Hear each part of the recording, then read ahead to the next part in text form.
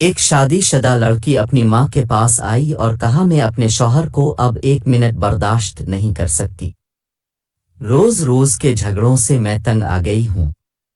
میرا دل کرتا ہے اسے مار دوں لیکن قانون سے ڈر لگتا ہے کہ میری بھی زندگی برباد ہو جائے گی۔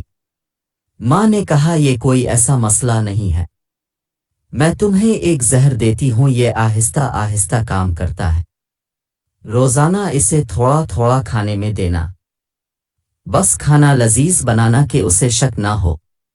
لڑکی خوش ہو گئی۔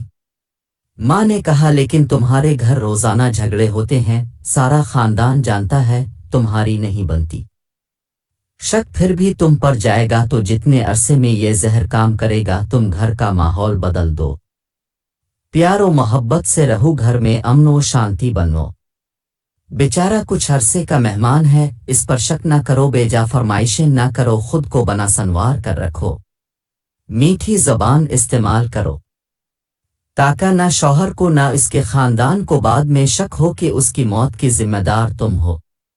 لڑکی نے کہا ہاں کچھ عرصہ کے لیے میں یہ کر لوں گی۔ وہ زہر کی پوڑیاں لے گئی۔ مہینے بعد وہ آئی اور ماں سے کہا اس زہر کا کوئی توڑ ہے؟ ماں نے کہا کیوں؟ لڑکی نے کہا میں نے چند دن اسے پابندی سے زہر دیا لیکن وہ تو بہت بدل گیا، میرا اتنا خیال رکھتا ہے، مجھے اتنی محبت اس نے دی کہ میں شرمندہ ہو گئی، یہ میں کیا کرنے جا رہی ہوں؟ ماں میں اسے چند دن زہر دے چکی ہوں، اب کیا ہوگا؟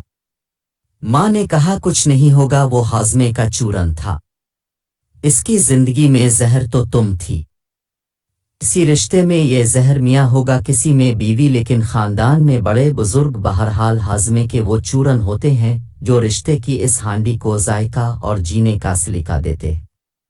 اگر ویڈیو اچھی لگی تو ضرور شیئر کریں اور چینل کو سبسکرائب بھی کریں۔ شکریہ۔